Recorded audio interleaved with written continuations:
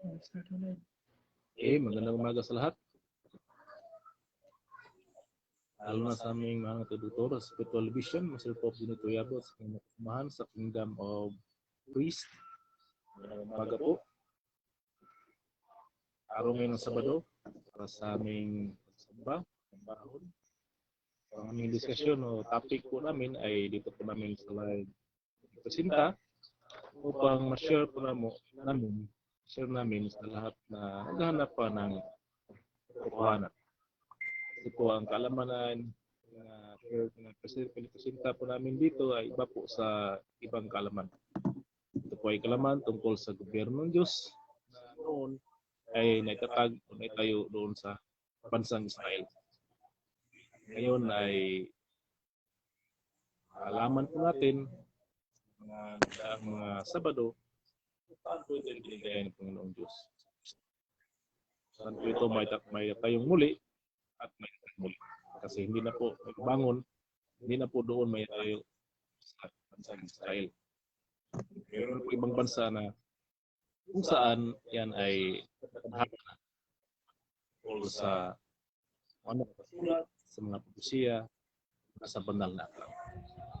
Ngayon, ang matutunghayan po ninyo ay tungkol sa Holy City o Bagong Jerusalem, ang banal na syudad ng Diyos.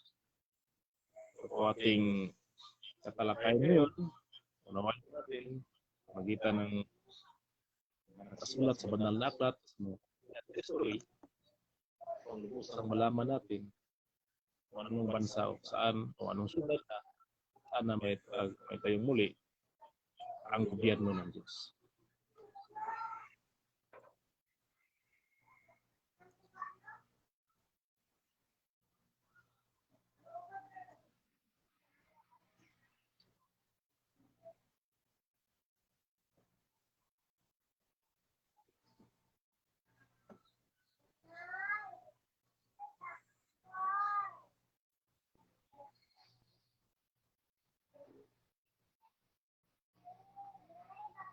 Gawin po natin ang ating topic sa PowerPoint presentation.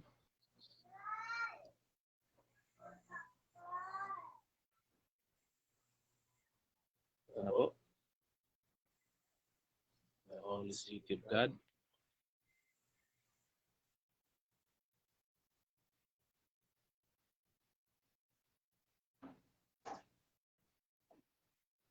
Okay.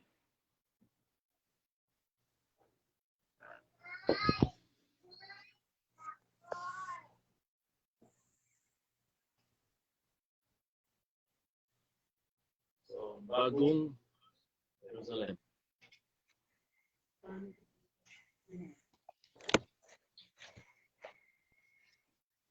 Ang Bagong Jerusalem.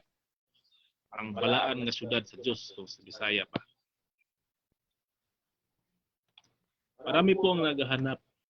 Marami po ang nagsasabi ito ay wala sa mundo. Ito ay kaparating pa lang. Napapasok sa ating mundo. Sa ikatong araw ng Diyos.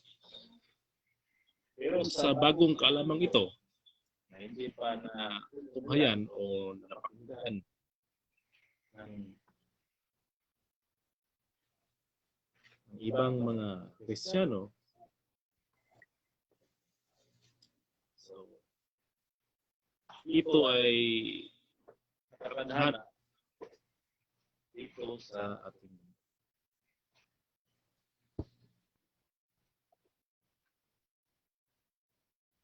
Yan po ang naksihan o sinabi po ng Panginoong Hesus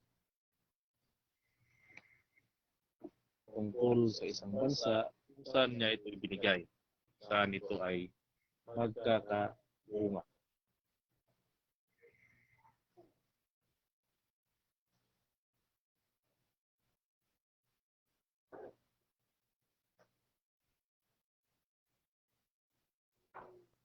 Pagkakas natin ulit.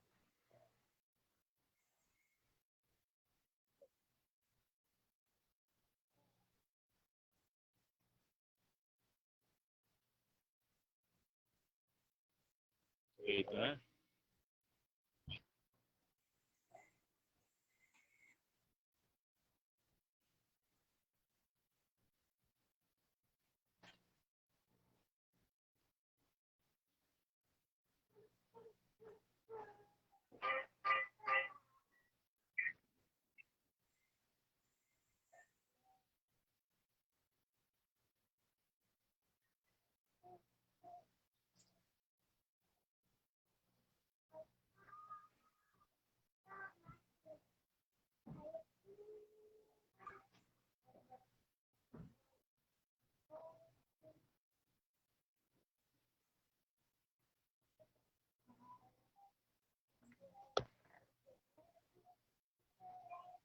So, ang bagong Jerusalem.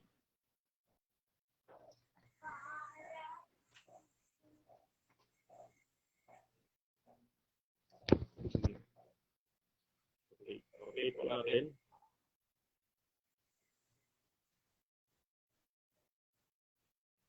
Okay, ito na. Okay. Ito po ang pamagat ng paksa natin sa araw na ito. Ang bagong Jerusalem o ang balaan na syudad sa Diyos sa Bisaya pa. So hindi po natin maiupubli na halos lahat ng mga tao dito sa mundo ay may kaalaman. Meron ng naunawaan tungkol nito. Alam nila sa kanilang sarili, kanilang paniniwala kung saan ito ngayon at kailan ito. Kasi yan ang mga itinuturo sa loob ng simbahan na mayroong bagong Jerusalem na siyang darating mula sa langit. Pero sa aming aral na inyong magpapagyan, ito po ay may katuparan na siyang mangyayari na parating sa araw ngayon na sa ikatlong araw po tayo ni Panginoon. Kasi ang isang araw ng Diyos ay isang taon. Ating mga tao. 1,000 years na pong lumipas. Buwan na yun. So, nandito po tayo sa 3,000. Patungo na po tayo sa 3,000. So, nandito po tayo sa 1,000 taon. Patungo na sa 3,000 araw ng Panginoon. Nasa araw po tayo ng Revelation. Kasi 2,000 years na po nakalipas. Kaya, katlong araw na ito ay siyang panahon po ng totohanan upang maintindihan lahat ang sinabi ni Panginoong Kristo doon sa Israel na magkakaroon ng katuparan sa mga kasaysayan ng ating mundo. Kasi malaman po natin na kasulatan sa banal na aklat, kung ito ay mabasa po natin o makikita po natin sa mga pangyayari sa ating panahon, lalo na ngayon. Hindi po natin masasabi na nagkaroon ng katuparan ng kasulat kung ito ay nasa kasaysayan o lumipas na, higing history na po.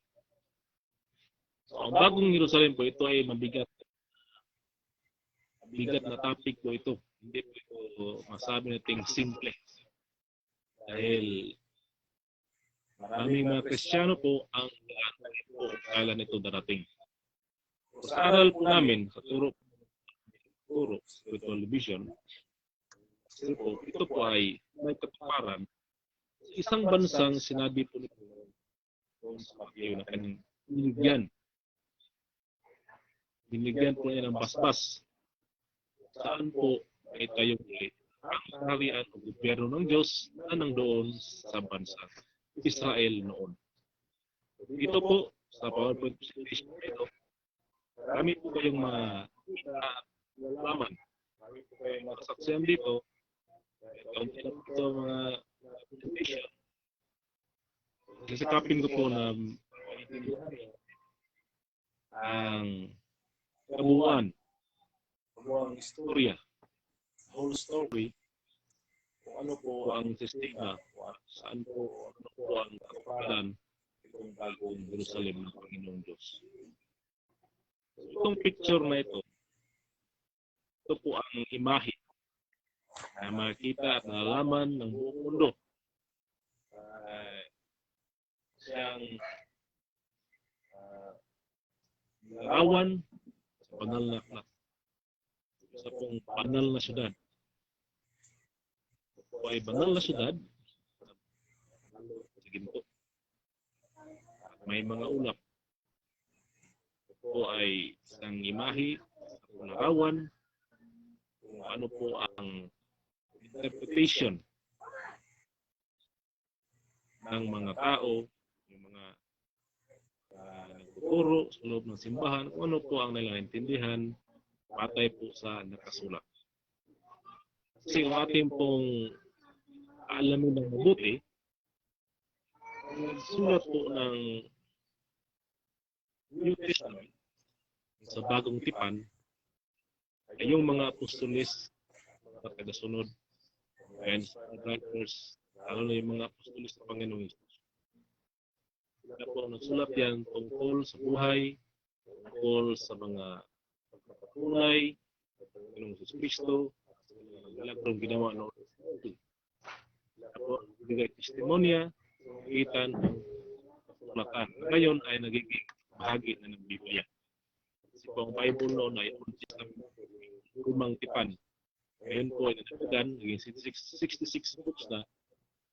May dadag po ang mga sulat ng mga apostolis, mga kagasunod ni Panginoong Kristo. So, yung sinulat ng mga apostolis ay nakapayo na po sa kanilang mga paisip o kailang naintindihan o yung mga pangitaan.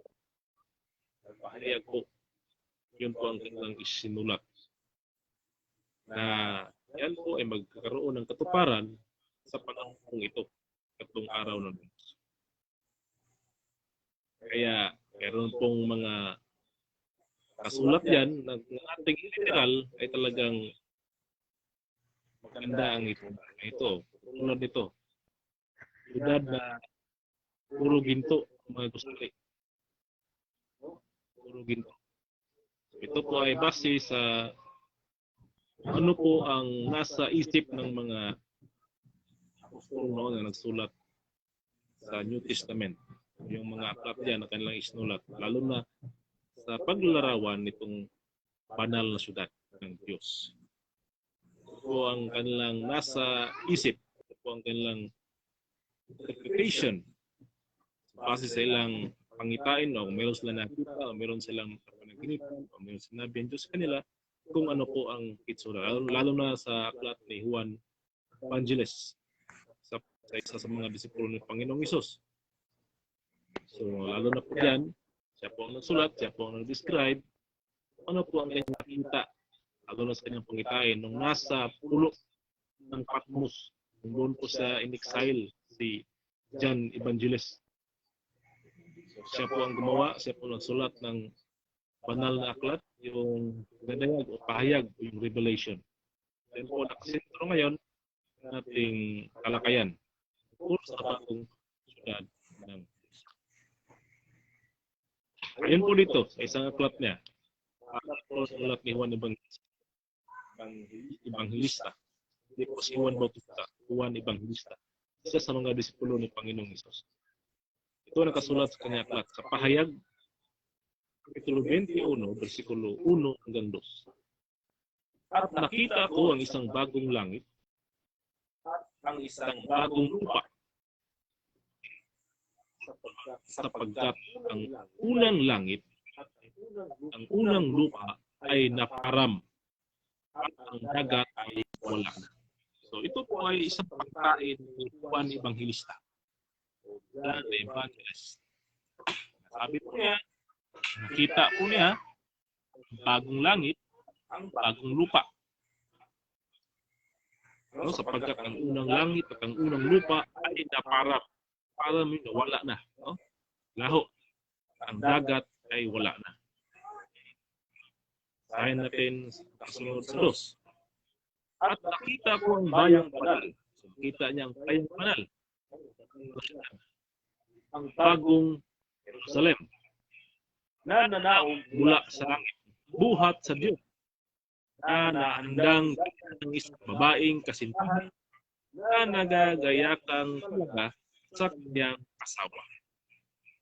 So, maayon po sa sinulat ni Apostol Juan, Evangelista, nakita niya kanyang pangitain, ang bayang banal, ang bagong Jerusalem.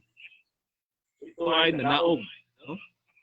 Nanaog po mula langit, buhat sa Diyos, na nahandagaya ng isang babaeng kasintahan sa kanyang asawa. Yung ating bibigyan ng relasyon ng ating sariling isipan. So talagang ang banal na syudad ay nanaog talaga. No?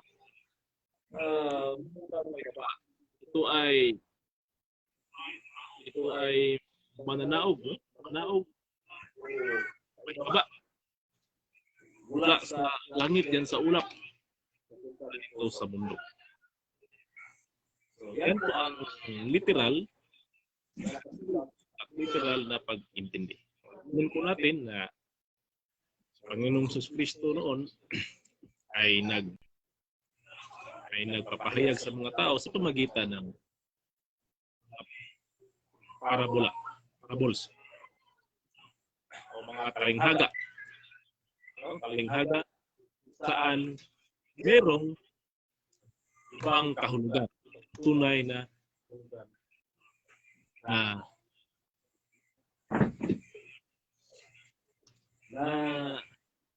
nakatago.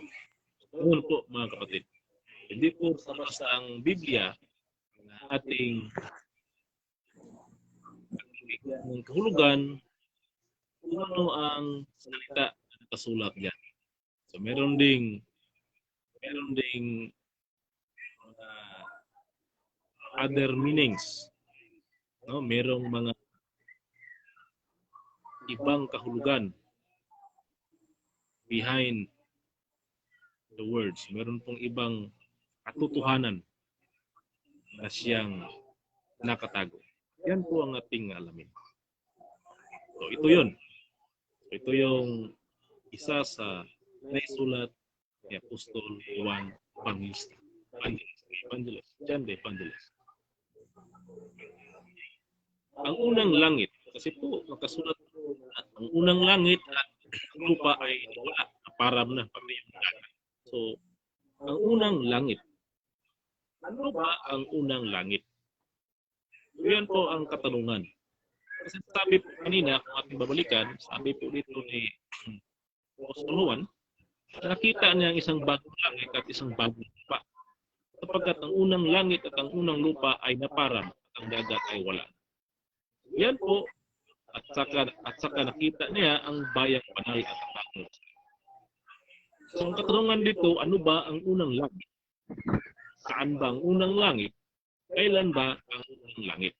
Ito muna natin katalakayan. Ang sagot ay nasa Biblia. Kasi mabuti po o napakahalaga talaga na ating intindihin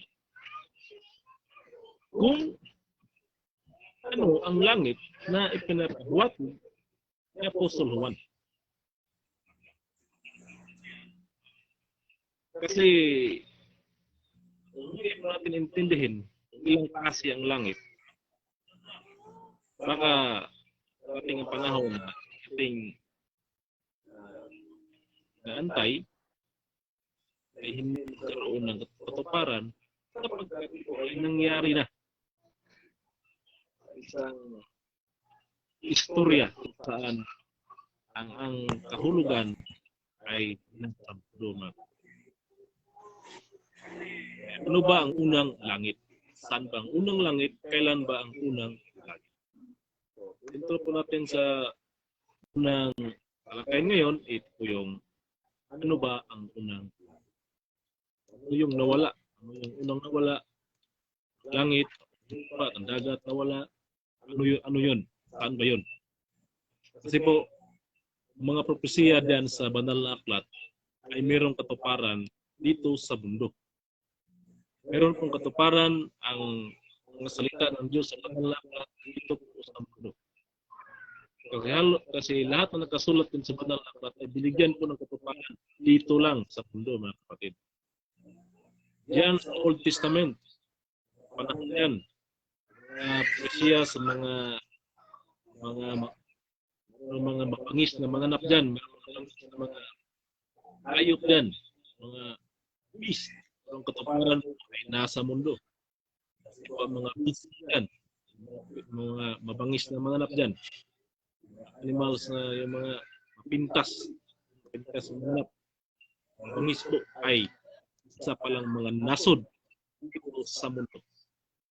Kaya walang kaibahan na yung sinulat ni Apostol Juan ay dito lang po nagkaroon ng katuparan sa ating ano ba ang unang langit? Ito po ang ating bigyan pansin ngayon.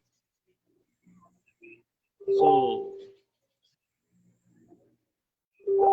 kung ating babasahin, banal na aklat, meron po talagang nakasulat tungkol sa langit. Meron nakasulat kung saan po ito at kailan po nangyari ang siyang nakasulat. Ito po. At sinabi ng Diyos, magkaroon ng isang kalawakan sa gitna ng tubig at mahiwalay ang tubig sa kapwa. Ang sabi dito sa Genesis 1:6. At sinabi ng Diyos, magkaroon ng isang kalawakan sa gitna ng tubig. So kalawakan, space, no? Magkaroon ng space sa gitna ng tubig. At mahiwalay ang tubig sa kapwa tubig. Mahiwalay ang tubig sa kapwa tubig. So, magkaroon ng kalawakan sa gitna ng tubig. Sunod, at ginawa ng Diyos ang kalawakan at inihiwalay ang tubig sa ilalim. No? Ilalim ng kalawakan na nasa itaas ng kalawakan at nagagawin. Ito natin, at ginawa ng Diyos ang kalawakan, yung space, ginawa ng Diyos. At inihiwalay ang tubig na nasa ilalim ng kalawakan. So yung tubig na ilalim sa kalawakan, natupad na yun, no? Ginawa ng space, no? Ang kalawakan. At inihiwalay ang tubig nasa ilalim ng kalawakan. Tubig na nasa itaas ng kalawakan. So, nagkaroon ng separation. Yung tubig na nasa itaas ng space ng kalawakan, meron ng tubig sa ilalim ng kalawakan. At yung tubig sa ilalim ng kalawakan ay inihiwalay ng Diyos. Inihiwalay yung tubig na nasa ilalim ng kalawakan. Sunod. At tinawag ng Diyos ang kalawakan na langit. Kahapon ang ikalawang araw. So sa ikalawang araw po, mga kapatid, dito po ginawa ng Diyos yung langit. Tinawag ng Diyos ang kalawakan na langit. At nagkaroon umaga at hapon, at umaga, ang ikalawang araw. Linaw po dito na yung space, yung kalawakan, ay tinawag ng Diyos na langit. So kung bigyan natin ng malalim na pagkaintindi, ito po yung creation. Second day of creation, ginawa po ng Diyos ang langit. At itong langit ay siyang kalawakan, yung space na naghiwalay sa dalawang tubig. Yung tubig na nasa itaas at yung tubig na nasa ilalim. At yung space o kalawakan sa gitna ng dalawang tubig, yun po ang Diyos ay kalawang araw na langit. Ano po ba ang tubig na nasa itaas? Yan po ang ulap, mga kapatid. Ang ulap po sa itaas ay tubig po yan. Clouds, tubig po yan.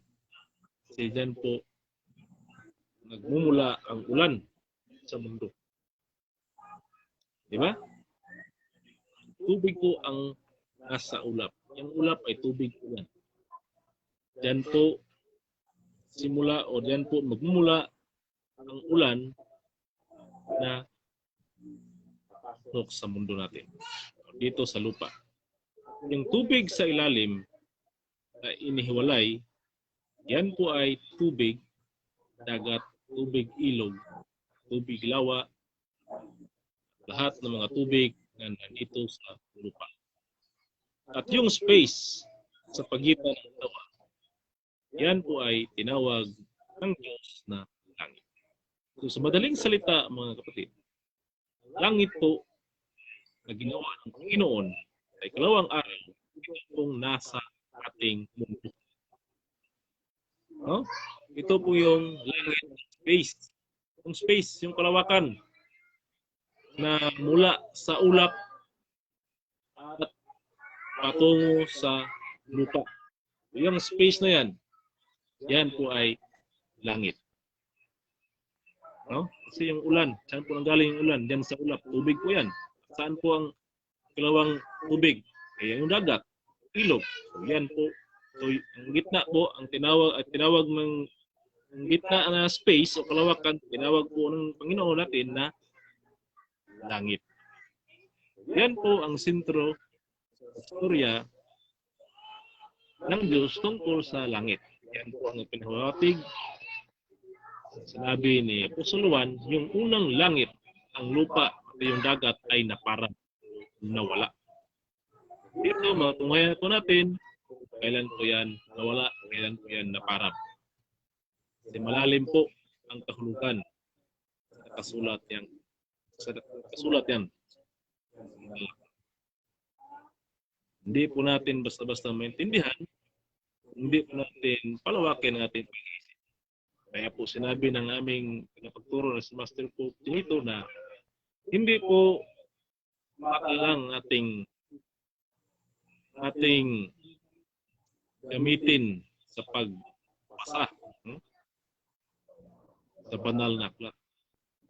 Hindi po mata lang ang gamitin sa pagbasa. Ibig sabihin yan, hindi lahat ng nakikita mo ay yun na po ang tunay na pangyayari o tunay na kahulugan.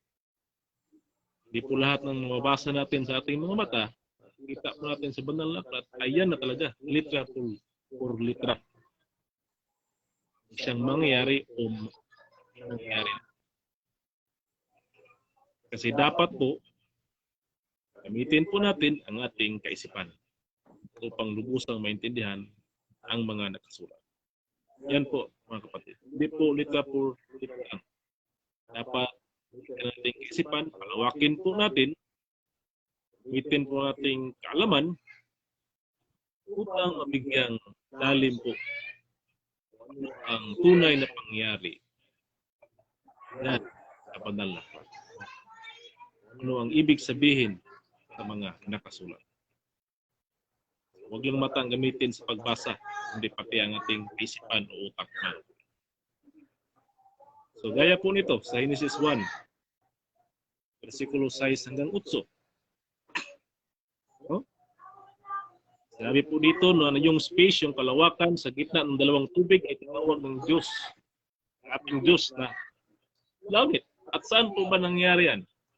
Saan po ba makita natin na mayroong space sa gitna ng dalawang tubig?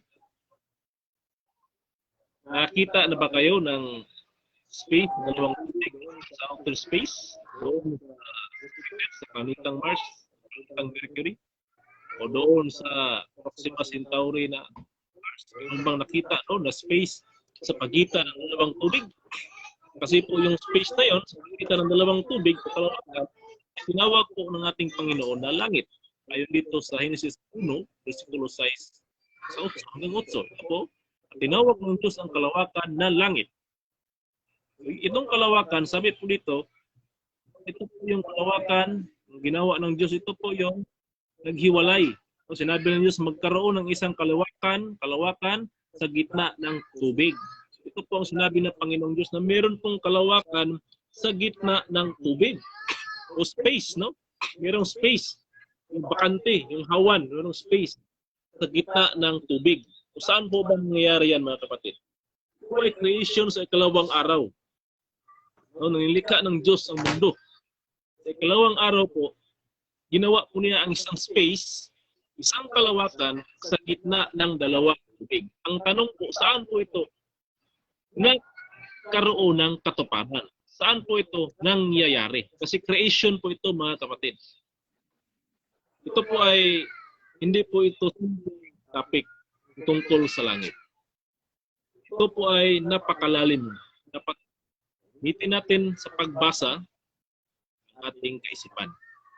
Basahin po natin ang ating kaisipan. Huwag lang po ang ating mata. Upang maintindihan natin. So sinabi ng Panginoong Diyos na magkaroon ng isang kalawakan sa gitna ng tubig, saan po ba ito nangyari? Saan po ang kalawakan kung saan ito ay nasa gitna ng dalawang tubig? At sabi ng Panginoon, pinawag niya ang kalawakan na lang. I-apply po natin sa planetang Jupiter. Wala pa po tubig doon. I-apply po natin sa space doon sa mga bituin. Wala kayong makita sa telescope. Walang makita na kalawakan sa gitna ng dalawang tubig. Meron o wala? Wala po mga kapatid. Yan sa Mercury, sa Sun, lalo po wala. Kasi mainit yan. Walang tubig yan. Tapos creation, ano kasulat yan? Kalawang araw. Sa madaling salita, ito po ay nasa ating mundo. At to prove it through science, mga kapatid, sa science, no? Ang ulan po ay nagmula sa ulap na nasa ibabaw.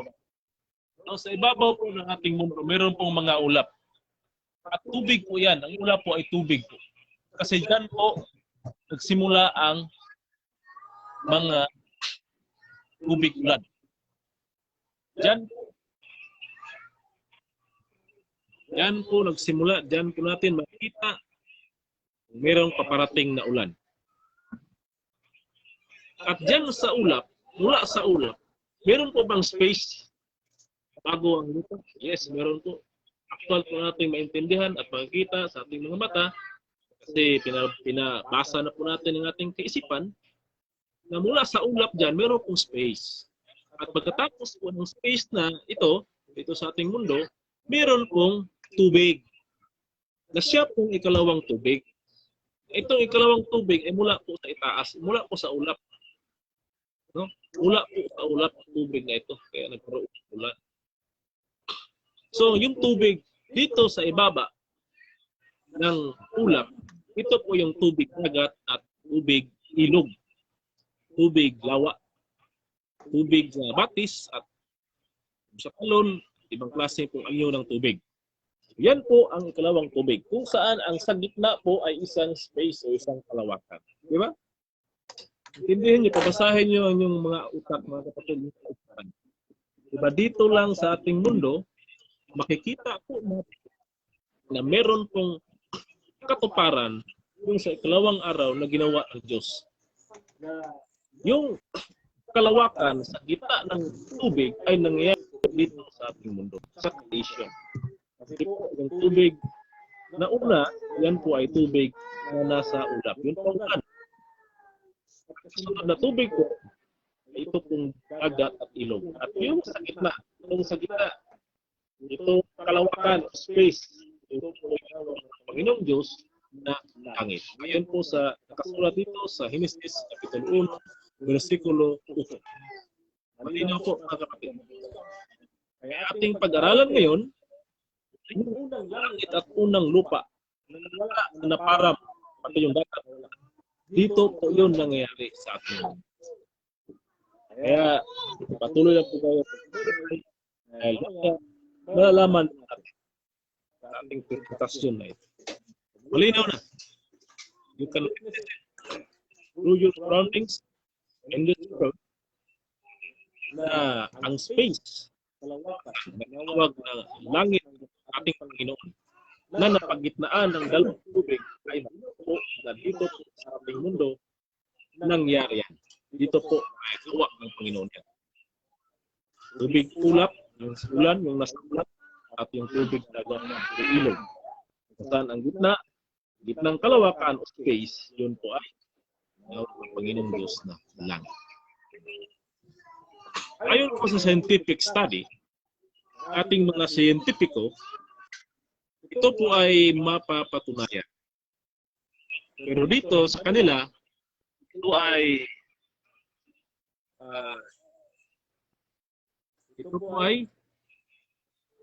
karoon ng limang uri. Ito ang ibabaw ng ating lupa, itong sa tungo sa ang langit ay na-divide po ng 5. Ayon po sa scientifico na pag-aaral. Ang una po dito, ito po yung troposphere. So, 5 po sa scientist. Ang una po dito ay troposphere. Ito po ay mula sa lupa hanggang sa itaas, ibabaw, 10 kilometers from the soil, no? From the land. Bilang po tayo ng 10 kilometro mula sa tungo sa itaas, patungo sa ibabaw, 10 kilometers ay tinawag po yan troposphere. No? Troposphere. Ito po sa scientific. At pagkatapos yan, bilang 10 to 30 kilometers above, kasunod yan ay ang stratosphere. No? Stratosphere, mga kapatid. Pagkatapos yan, 30 to 50 kilometers, from 30 to 50 kilometers na po, yan ay mesosphere. So naman yan ay 50 to 400 kilometers. Yan po ay thermosphere. Yan, si thermo. At sa thermosphere, 400 kilometers pataas na doon. Malayo na tayo. Exosphere. Pinagbaha ng ating scientific. Ito po ay kanila ay nagiging 5 level ng sphere. So saan po dito nabubuhay ang tao, mga kapatid? No? Dito po sa troposphere. So ito po, makita nyo dito. The atmosphere can be divided into layers. No, itong kalawakan po sa itaas, mula sa lupa, divide po ng ating into 5 layers. Based on its temperature, base po sa temperatura, as shown in the figure. These layers are the troposphere, the stratosphere, the mesosphere, and the thermosphere. A further region beginning about 500 kilometers above the Earth's surface called the exosphere. Yun na yung sa kalawakan na outer space na ito yung exosphere. So makita nyo dito sa troposphere, dito po nangyayari ang ulan. Dito po ang mga ulap po. Kita nyo sa image drawing, yung sa picture. Dito po yung Earth sa ibaba. Tapos merong mga ulap nakapaligid sa mundo. Tapos merong ulan. Airplane at air balloon. Ito po yung 10 kilometers ulan from the soil above. Yan po ay troposphere. Buhay ang mga tao. Yan po ang tubig na mayroong ulan.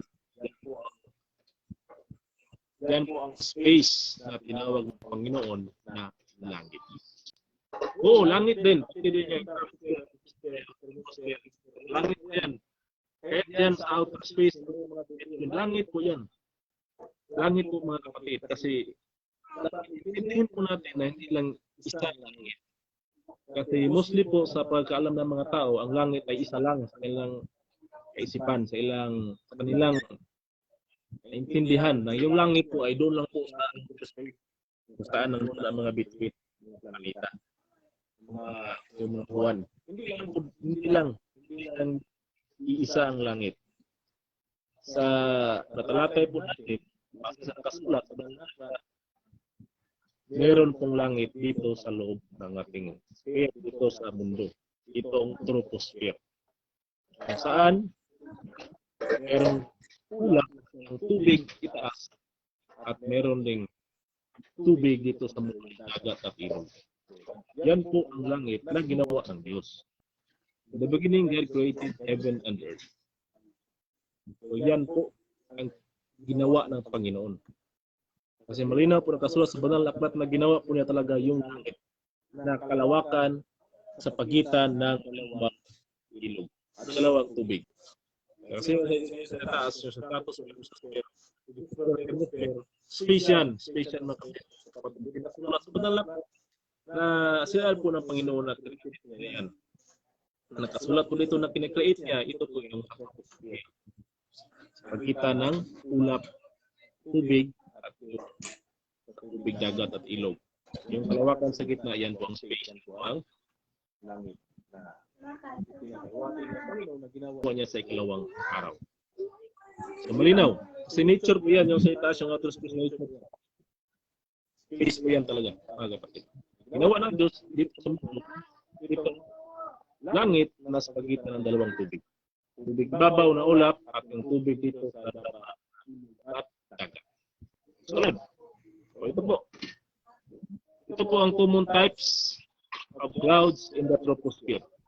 So dito lang talaga yung mga ulap sa troposphere, mga kapatid. Ayon po sa siyentipiko, dito po ang iba't ibang klase ng mga ulap. Dito po ang cumulus, no? Below 6,000 feet. Dito po ang stratus. Ito yung mga iba't ibang pangalan ng mga ulap.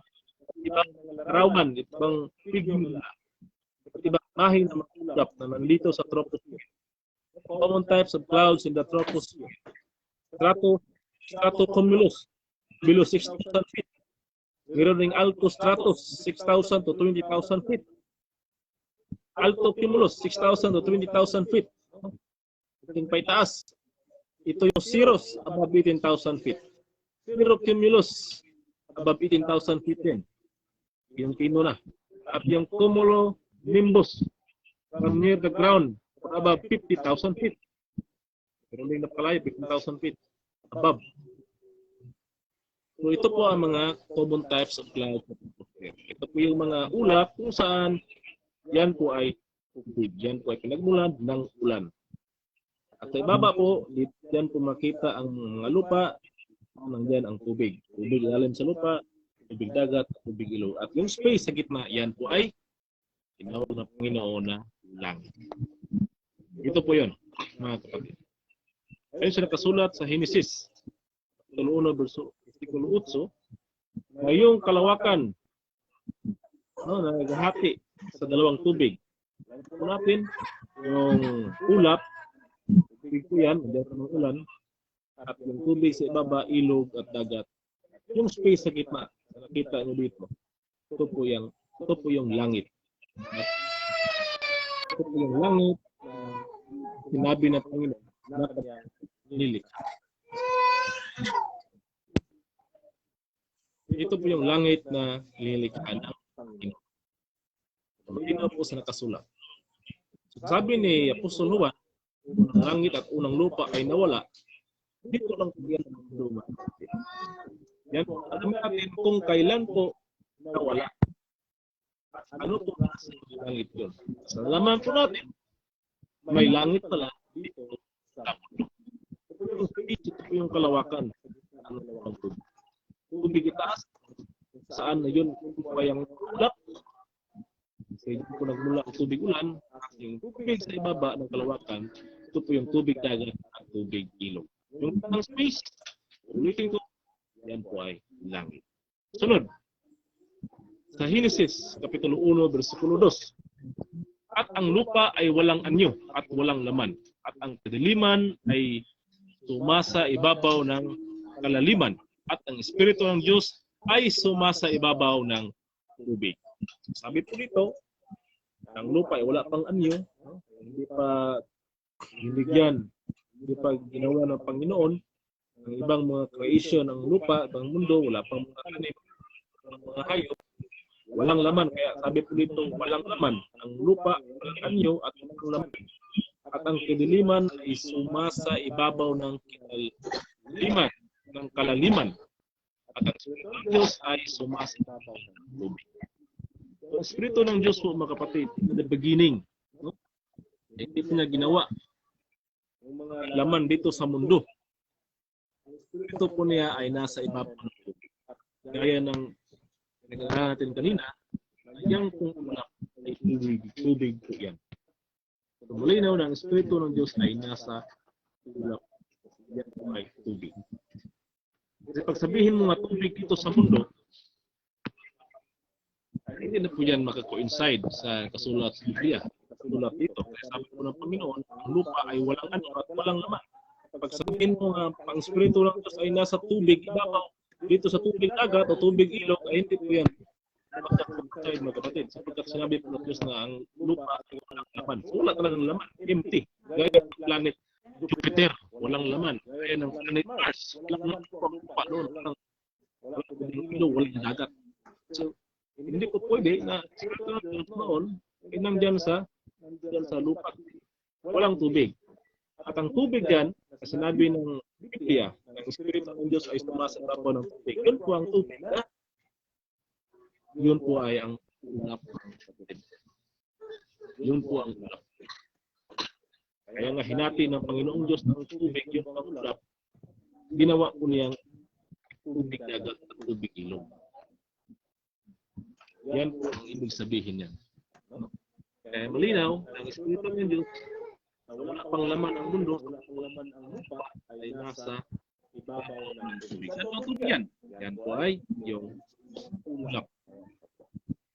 Nandyan po ang Espiritu ng Diyos.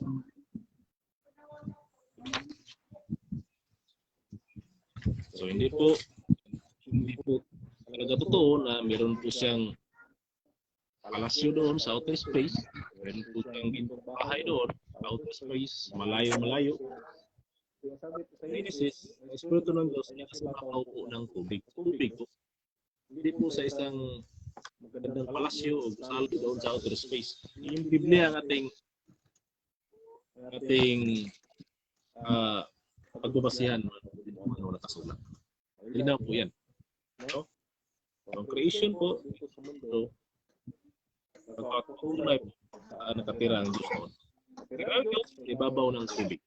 At hindi po na tubig ito sa mundo. Kasi wala pang tubig. Kasi nakasulat wala pang laman ng mundo.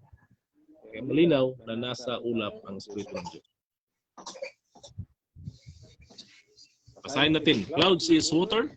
Ito po ang tanong. Ang ulap ba ay isang tubig? Okay. Basahin natin.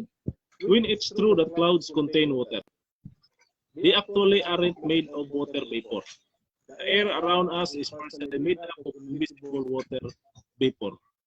Ito yung hangin. Around us is partially invisible water vapor.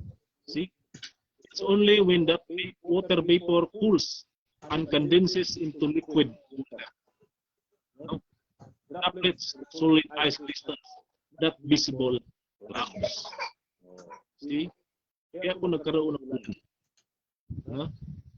It's only when that water vapor cools, glow, and condenses into water, droplets, or solid ice crystals, that visible cloud.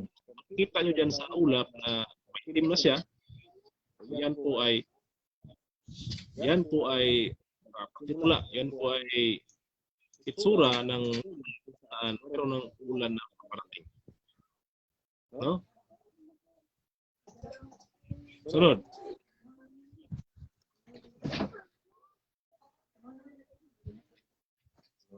Ito. Clouds generally form within the troposphere or the layer of atmosphere closest to the earth, and they rise and fall. They may appear infinite variation. So ito infinite variation. Ang ulap ay nasa troposphere lang, layers of the atmosphere. According po sa NASA, what are clouds? A cloud is made of water drops. Sabi po ng NASA dito, what are clouds? A cloud is made of water drops or ice crystal floating in the sky. So tubig po. So ang ulap talaga, yung cloud is made of water drops or ice crystal. Kaya ang ulap ay tubig. Nakasulat sa Genesis 1, versikulo 2, na ang Espiritu ng Diyos ay nakatira sa ilog ay nasa ibabaw ng tubig. Yan po ay clouds. Cloud is made up of water drops or ice crystals floating in the sky. Tubig ang ulap, mga kapatid. Ayon po sa NASA. There are many kinds of clouds. Clouds are an important part of Earth's weather. Yan po, mga kapatid, malinaw. Kasi nga ito yung sa space po natin, meron tubig po ito nakapaligid sa atin. Hindi lang makita. Invisible to see. Ayun po sa unang nabasa natin kanina. So ito ngayon, ito yung mundo natin, mga kapatid. paligid ang mga bituin. Ito po ang ating mundo at dito po ang mga ulap. Makita yung mga puti dyan, yan po ang ulap. Ulap na kapaligid sa ating mundo. So ang yang ulap na yan ay made up of waters, ice crystals. Siya po ay nagiging ulan.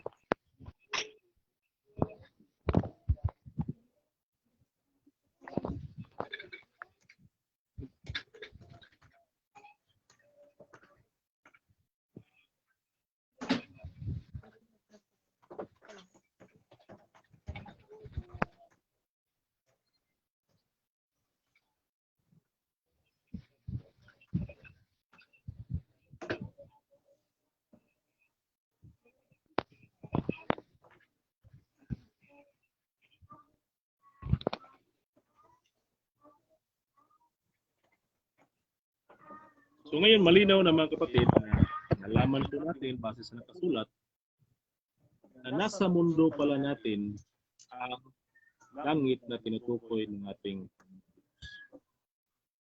So yang pong langit na nawala, lupa na nawala, napalitan ng bagong langit, bagong lupa, posible po mga kapatid na nandito lang yan sa ating mundo. Next slides po natin. Parang hindi na gumagana ang slides natin.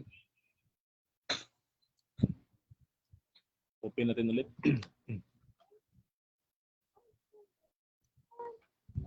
So ngayon meron kayong bagong natutunan, bagong kaalaman tungkol po sa langit. Kasi dyan po natin makikita ang banal na syudad ng ating Panginoon.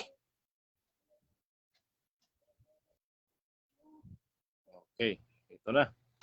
So yung Garden of Eden. So ang Garden of Eden ay nandito lang po sa mundo, di ba? So makita niyo maraming mga tanim, maraming mga bulaklak, maraming mga puno, maraming mga putas, mga hayop na nakatira doon. Kung saan yan po ay tirahan ating naunang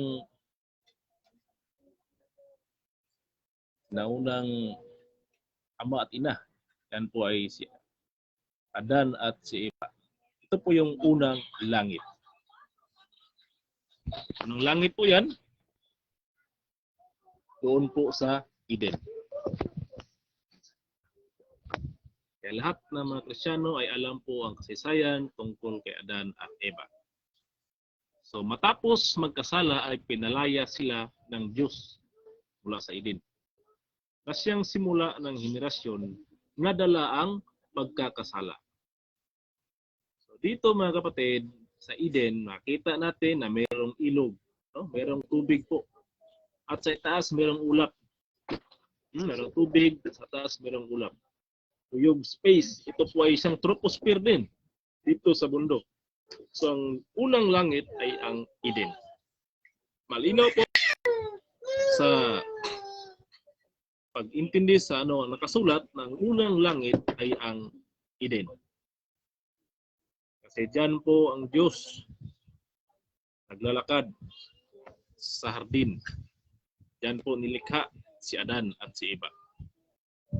Kayong mga hayop doon. Yan po ang unang tahanan ng Diyos. Ang Eden. Kasi langit po yan. Merong tubig sa ibaba, yung ilog, at merong tubig sa itaas, yung ulap. Yung space sa gitna, yung kalawak na yan, yan ay langit. Ang sabi ng Biblia kung saan ang Diyos, yan po ay langit. Kaya ang Eden ay unang langit. So ito yung panahon na nagkasala po sila, pinalayas ng Diyos. At ito po ang simula ng henerasyon na dala ang pagkakasala. Ayon sa kasaysayan ng Biblia ay nasa ikasampung henerasyon mula kay Adan hanggang kay Noe na pinagawa siya ng arka ng Diyos upang maging daan sa kaligtasan ng mga tao noon mula sa malaking baha ng tubig. So si Noe po ang ikasampung henerasyon mula kay Adan na merong sugo ang Diyos sa kanya na gagawa siya o na meron siyang gagawin. O yun po ay yung arka. No? Ang sugo po ng Diyos na bigay kay Noe yung arka. Siyang daan sa kaligtasan ng mga tao noon mula sa malaking baha. Kaya ito po, simula pong lumikha si Noe ng arka kasama ng kanyang pamilya, 3 mga anak niya. At nangyari na nagkaroon ng isang malaking baha, Noah's flood, na nakasulat sa aklat ng Genesis, Kapitulo 7, versikulo 11. Malaking baha po doon sa Eden. Kasi doon po dumami ang mga tao sa bansang Eden doon. Kaya lahat ng mga may buhay doon ay namamatay. Maliban po sa pamilya ni Noe na nakasakay sa arka na pinagawa ng Diyos sa kanya. Walulong po ang naligtas noon, si Noe at ang kanyang asawa, tawa sila, at yung 3 anak na lalaki, si Sim, Ham, at Japet, kasama ng kanilang tig-isang asawa. So, balo sila lahat sakay doon sa arka. So, yung 8 yan, ang 3 anak ni Noe, na mayroong tig-isang asawa, yan na po ang naging simula ng ating henerasyon ngayon. 7 billion na henerasyon ngayon, yan po ang simula. So, nangyari ang malaking baha. So, base po sa sinulat ni Apostol Juan na nawala ang langit at nawala yung lupa. At napag-aralan natin, naintindihan natin, natalakay natin na yung Eden ay langit din yun, sapagkat mayroong 2 tubig sa itaas at ibaba, tubig ilog at tubig ulap. Yung space, yung kalawakan ay langit yon. Yan po ay nawala sa panahon na nagkaroon ng malaking baha doon sa Eden. Kasi yun po ang nirahan yung mga tao sa bansang Eden. Ngayon ay Iraq yan. Bansang Iraq ang tawag yan. Panahon ni Abraham, yan po ay Mesopotamia. Yun po ang ibig sabihin na nawala yung unang langit. Kasi nagkaroon ng malaking baha na bumalot sa buong bayan ng Eden. Sa buong bansang Eden. Siyang banal, saan doon siya naglalakad, doon nilikha si Adan at si Eva. Yan po ang ibig sabihin na nawala ang langit at lupa. Sapagkat pagkatapos sa bahang yan, ay hindi na po sinabi na yung Eden ay siyang tatayuan ng kaharian ng Diyos. Alaman po natin dito sa kasunod na slides. Matapos ang baha ay nag-iba ang itsura ng Eden sapagkat mula sa 4 na ilog ng Eden na ang Gihon, Pison, Hiddekel at Euphrates ay 2 na lang ito base sa mapa. 2 na lang. So ito na. Pagkatapos ng baha sa panahon na ito ni Abraham, tinawag na ng Mesopotamia. At makita natin dito na sa 4 na ilog, Gihon, Pison, Hiddekel at Euphrates, ang natira ay Euphrates na lang po. Euphrates. Nagiging 2 at yung kabilang ilog ay tinawag na Tigris. Kaya itong nalaman po natin sa kasaysayan na itong Mesopotamia o Iraq ang pangalan ngayon ay siyang pong Eden noon. Kasi dahil sa pangalan na Euphrates sa isang ilog. 2 na lang ang natira. Kasi yung iba nag-merge na at napalitan ng pangalan, naging Tigris na. So itong Mesopotamia ay tinawag itong Mesopotamia ay siya pong Eden noon. Base po ng ilog. Merong ilog, Euphrates na isa po sa 4 na ilog na kapaligid unang doon sa Eden. Eden na naging Mesopotamia. Ito po ang history ng Mesopotamia. The word Mesopotamia is formed from the ancient words Meso meaning between or in the middle, and Potamos meaning river. So Mesopotamia po, an island between 2 rivers. An island between 2 branches of rivers. So ito yun. Ang pangalan na sa Mesopotamia ay napalitan ng Iraq ngayon. Sa ating panahon ngayon, Iraq na po ang tawag sa Mesopotamia na dating Eden. Napaligiran ng 2 ilog, itong ilog Euphrates at ang Tigris River. Ito po yung mula sa bansang Turkey, ang ilog na ito, patungong Persian Gulf. Ito po yung dalawang ilog na yon, Euphrates at saka Tigris. Napalitan na po. Birds na yung ibang ilog. Ang natili yung Euphrates River. Sunod. Ito po yung sa panahon ni Abraham. Si Abraham po ay naglakbay mula sa Mesopotamia. Ito yung Mesopotamia. No, doon mula siya sa Ur, Mesopotamia. Ang Mesopotamia po ay siya po ang dating Eden. Siya po ay napunta ng Haran, napunta ng Sikkim, at then sa Egypt, tapos bumalik sa Bethel. Ito po ang journey of Abraham. Siya po ay nagmula sa bansang Mesopotamia o yung dating Eden. Ito yung the Holy Land. Ito yung Kanaan at naging Israel. So, kita niyo ang kaibahan sa dalawang mapa na yan. Ito yung Kanaan, the promised land noon, doon kay Abraham, at naging Israel. Sa panahon na sa mga lahi ni Jacob. 12 mga bangay. At itong si Jacob ay isa po ang saksi sa Holy City of God ng Israel. Nang nanaginip po siya, mayroon mga anghel na mga panaog sa lupa, mayroong hagdan, naginip siya. Pagkatapos noon ay tinawag niya ang lugar na yon na Holy, lupang pangako ng Diyos. Ito po yung bansang Israel. Kasi po ang katapat niya na bundok, doon po itinayo yung temple. Itong temple sa panahon ni Solomon. So si Jacob po ang unang saksi sa Holy City of God. Yung banal na lupa, banal na syudad ng Diyos, ang siyang bansang Israel noon. Ito po yung Jerusalem. Ito po ang itsura ng Jerusalem noon. Ito po yung templo na ginawa ni Solomon. Pero sa panahon na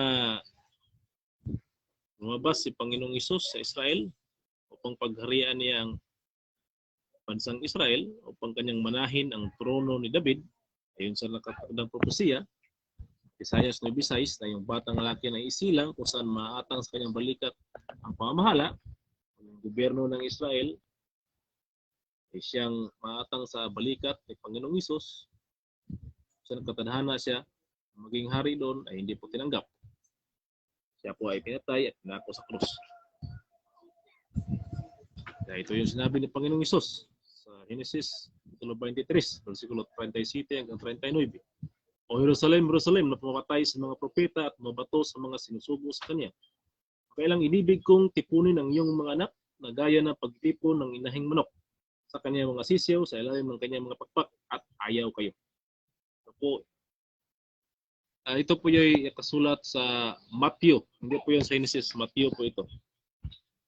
Check po natin. Ito po ay nakasulat sa Matthew.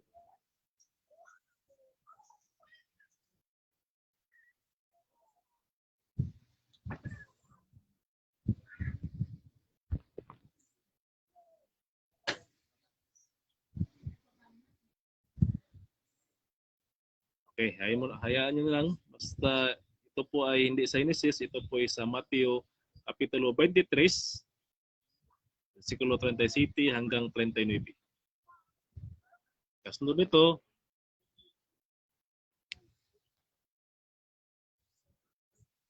ay sa 38.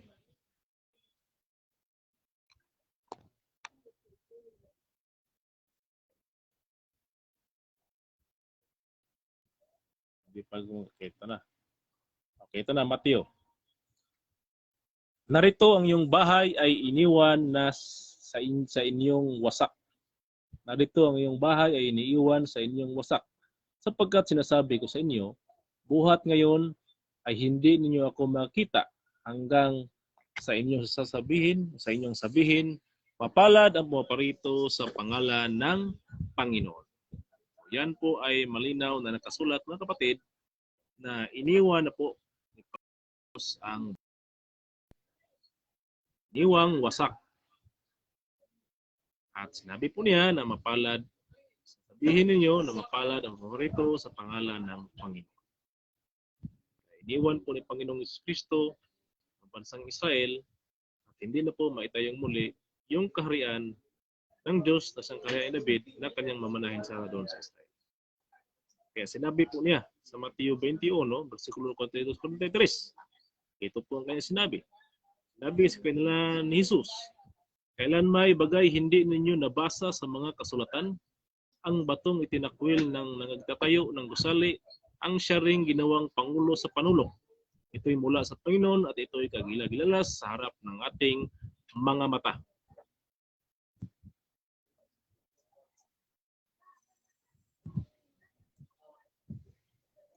Kaya nga sinasabi ko sa inyo,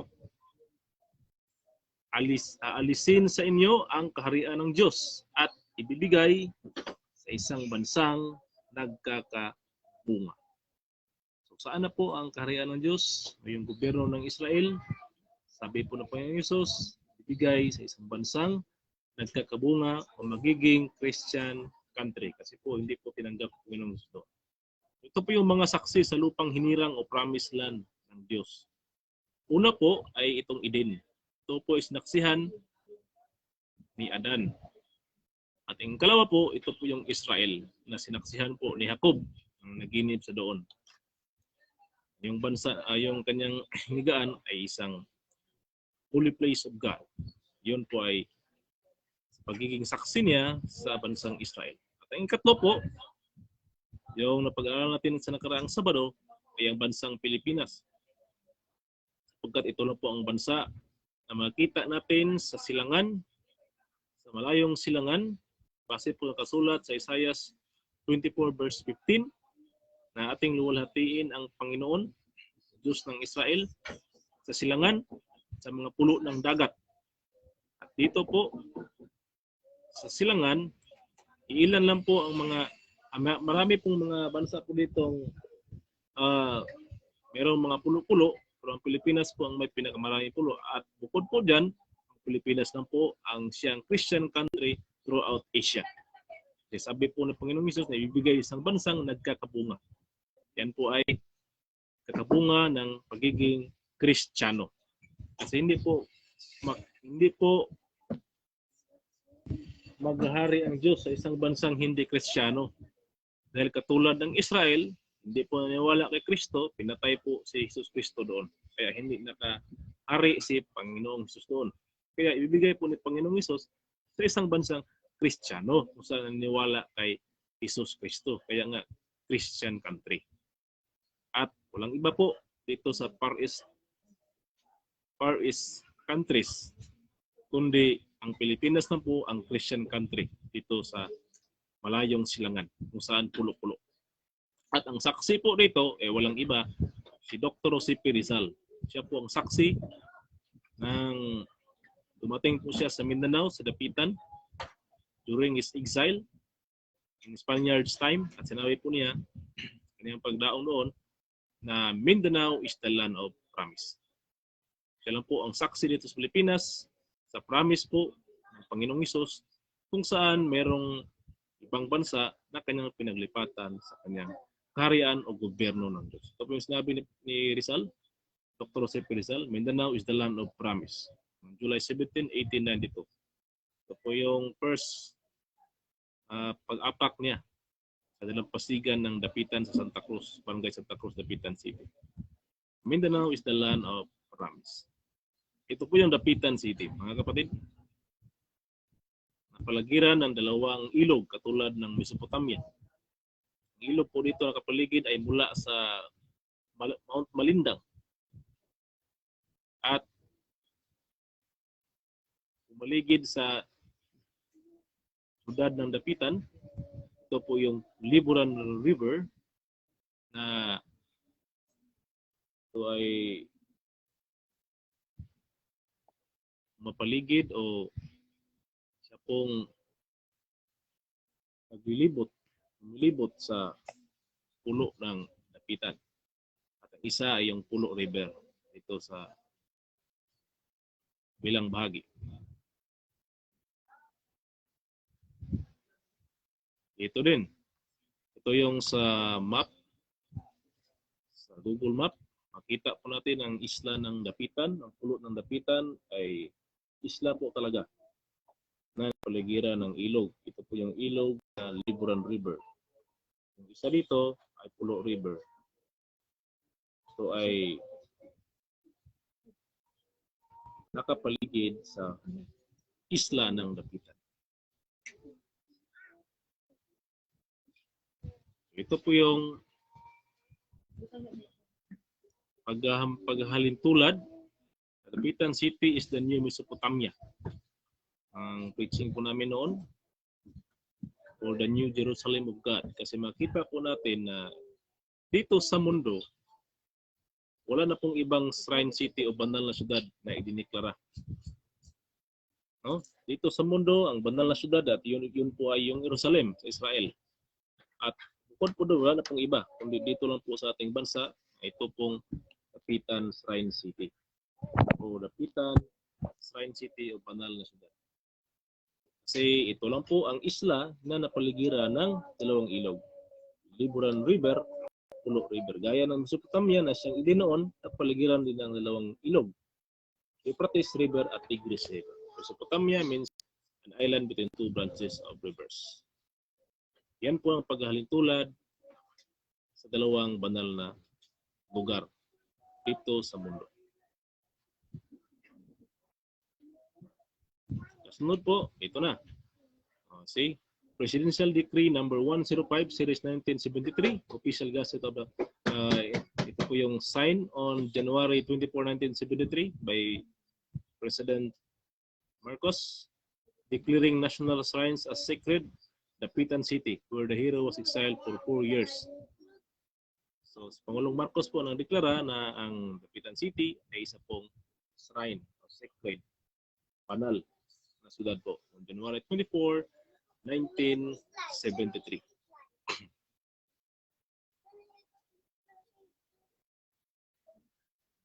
Narinig ko ang yung nakasulat sa Pahayag 21 verse 3. At narinig ko ang isang malakas na tinig na mula sa luklukan na nagsabi, narito tabernakulo ng Diyos ay nasa mga tao at siya'y manahan sa kanila at sila'y magiging mga bayan niya at ang Diyos din ay sa kanila at magiging Diyos nila. Ito po nakasulat sa Pahayag 21 verse 3, mga kapatid, kung saan ang luklukan o sabi po dito na ang Diyos po ay mananahan sa kanila. No? Sabi dito, narinig ko ang isang malakas na tinig na mula sa luklukan na nagsabi, narito ang tabernakulo ng Diyos ay nasa mga tao. Oh, yung tahanan ng Diyos at siya ay mananahan sa kanila at sila magiging mga bayan niya at ang Diyos din ay nasa sa kanila at magiging Diyos nila. So malinaw na ang tahanan ng Diyos po mga kapatid ay nasa mga tao. Saan po ang mga tao? Dito lang sa mundo. So yan po nagwakas ang ating topic tungkol sa banal na syudad na noon ay nasa bansang Eden, isang banal na syudad ng Diyos. Yun po ang unang langit, no, na sinabi ni Juan Evangelista na nawala sapagkat ang Eden po ay nagkaroon ng malaking baha panahon ni Noe. Kaya hindi na po makita ang space dyan mula sa lupa patungong ulap kasi napakataas po ang tubig. Lagpas po sa mga mataas na bukid doon sa mataas na bundok. Kaya nga sinabi ni Juan Evangelista na nawala yung unang langit. Totoo naman kasi hindi na po binalikan ng Diyos yung bansang Eden. Yung Mesopotamia, Iraq ngayon. Kasi pinabayaan na po ng Diyos. At lumipat po ang Diyos doon sa bansang Israel. Doon si Jesus lumabas. Pero hindi na tinanggap. Yun po ang ikalawang langit. At ang saksi po sa lupang kalakong yaon ay si Jacob. Kasi ang unang lugar na sinaksihan ayun po ang Eden. Ang saksi doon ay yun po ay yung unang tao na si Adan. Kung nagkasala si Adan, inilipat po ng Panginoong Diyos. Kaya nga si Abraham, na doon po isinilang sa Mesopotamia, yun po ang dating Eden, ay pinalipat po ng Diyos doon sa lupang pangako. Yun po ang Kanaan. At nagiging Israel. Siyang naksihan naman ni Jacob. Isang lupang banal. Pagkatapos po noon, ang istorya ng Diyos, na hindi po tinanggap sa Panginoong Diyos doon, nilipat po ng Panginoong Diyos sa kanyang kaharian sa ibang bansa. Silangan, sa nuwalhati ng Diyos na isang Christian country throughout Asia at ito po sa ating bansang Pilipinas. At meron po tayong banal na syudad na iniklara po ni Pangulong Marcos noong January 24, 1973. Ang Dapitan City ay magiging sacred place sa magiging banal na syudad. Kung saan po meron pong isla po ang Dapitan City na gaya ng Mesopotamia na napaligiran ng dalawang ilog. Yung Tigris at Euphrates noon sa Mesopotamia, dito sa Dapitan Shrine City, yung ilog ng Pulo River at Liburan River. Sila po ang isla na dineklarang shrine ng ating bansang Pilipinas. Yan po ang ibig sabihin ng mananaog po ang banal na syudad. Ibig sabihin po, merong mananaog, merong pagpanaog po ng patas o presidential decree na mula sa kataas-taasang posisyon o yun pong mula sa Pangulo ng ating bansa, panahon ni Pangulong Marcos. Yan po ang kataas-taasang na kanyang pinababa ang decree. No? Yan po ay ibig sabihin, bumaba ang banal na syudad kasi yan po ay decree, batas mula sa kataas-taasang posisyon. Yan po ang Pangulo ng Pilipinas na nagpababa ng decree kung saan ang Dapitan Shrine City ay tawagin ng banal na syudad, Dapitan Shrine City. Yan po mga kapatid, yan po ay overview lang po sa kung ano ang bagong syudad ng Diyos o bagong Jerusalem. Maraming salamat. Sunod na panahon, sunod na Sabado, kaya naman natin ang ibang mga katotohanan tungkol sa plano ng Diyos sa kanyang gobyerno na niyang itatag dito sa ating mundo o mula sa ating bansa. Maraming salamat.